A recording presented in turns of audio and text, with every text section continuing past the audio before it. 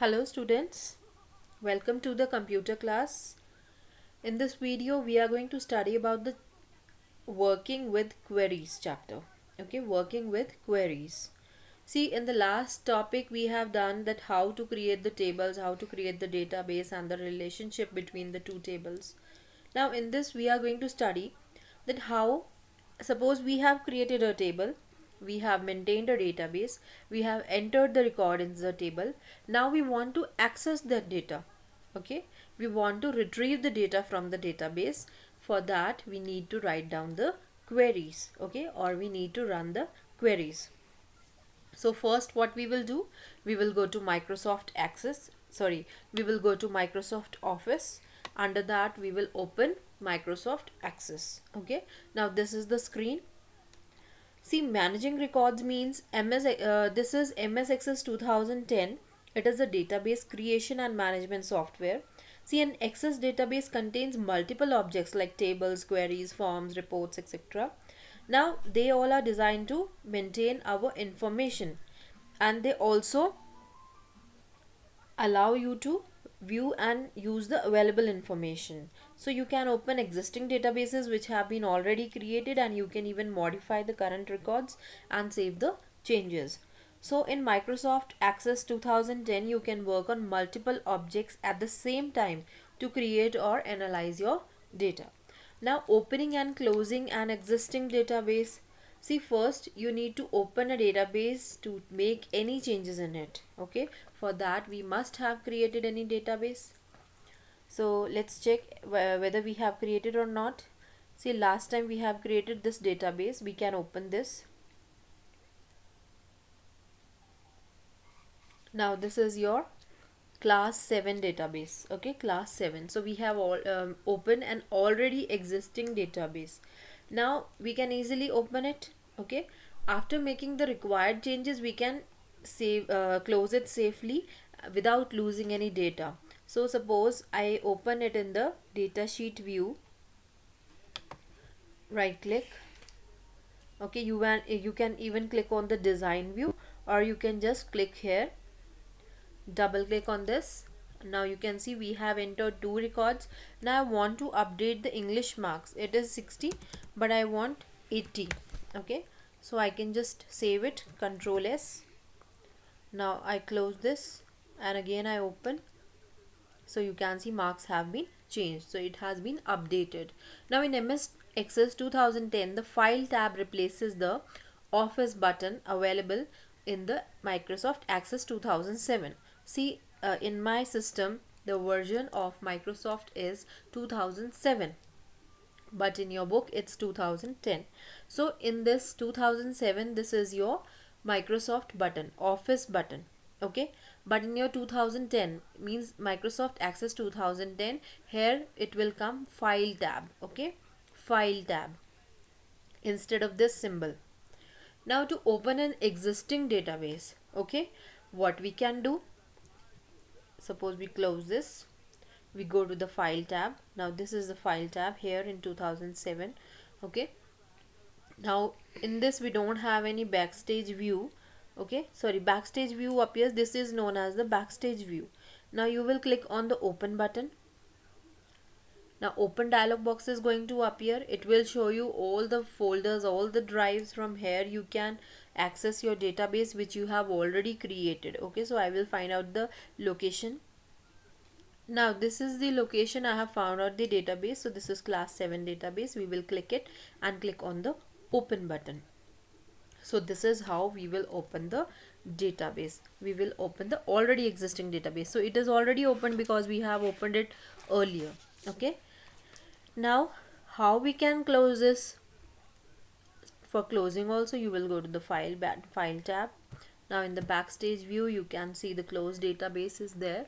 Okay, this is closed database, so you can click here and it will close your complete database. Okay, if the data is not saved, then it is going to ask you that whether you want to save the changes or not. Okay, so it's your wish. Either you will click yes, either you will click no.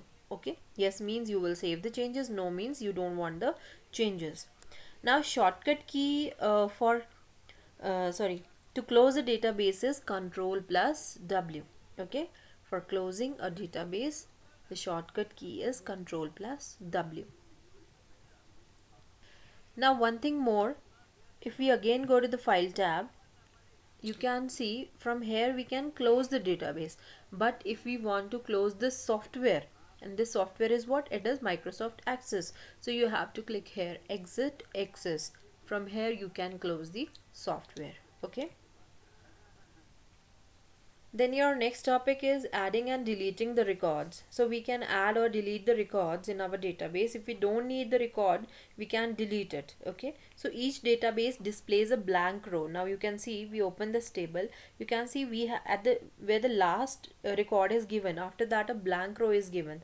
That means we can insert a new record in that. So to add a record, from the navigation pane, we will open the required table. This is the navigation pane. So we have opened this table, and the table name is what? Student 1. Okay. Now we will select, the selected table appears in the datasheet view. So this is your datasheet view. Okay.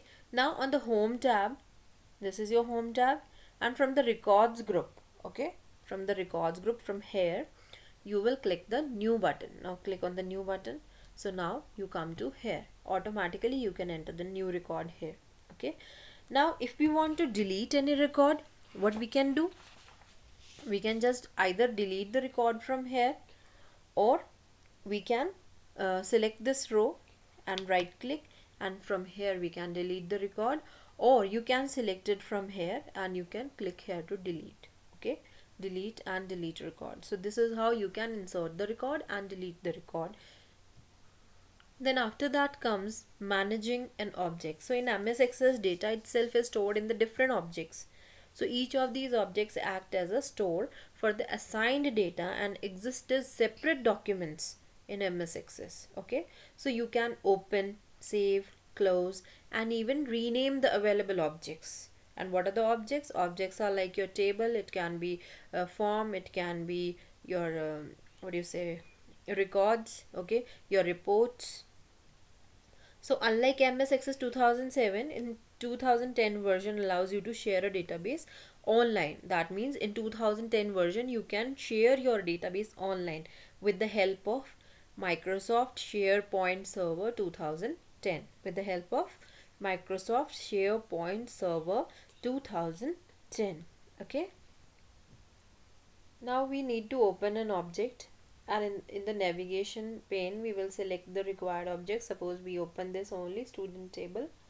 Okay, then in the datasheet view, the recently opened object will be displayed. This is your datasheet view. Now we want to save an object. Okay, so on the documents tab bar, select the required object, click the file tab. This is your file tab. Okay, then you can click on the save button. It's not getting clicked. Okay, or the shortcut key is Control plus S. Okay, and to close an object, now to close an object, see what we will do, we will select the required object, and the top right corner of the document tab bar we will click on the crossbar. So this is your crossbar button. From here you can close the table or anything. And if you have made any changes, first you need to save the changes, or it's your wish. If you don't want to change, then you can just close the object without saving the changes. Okay, so or you can click this button also for saving. This is a floppy symbol. This is used for the saving. And next is you to rename an object. Now we want to rename an object. Suppose this is a student table. We can right click this. Now you have the option rename, so you can give it a different name. Now it's saying you can't rename the database object student1 because it is open. So we just need to close this first. We can right click on this, rename. Now if I want to change the name of it like student2, from student1 to student2, now you can see the name has been changed. So this is how you can rename the object. Okay, so next part we are going to do in the next video. Thank you.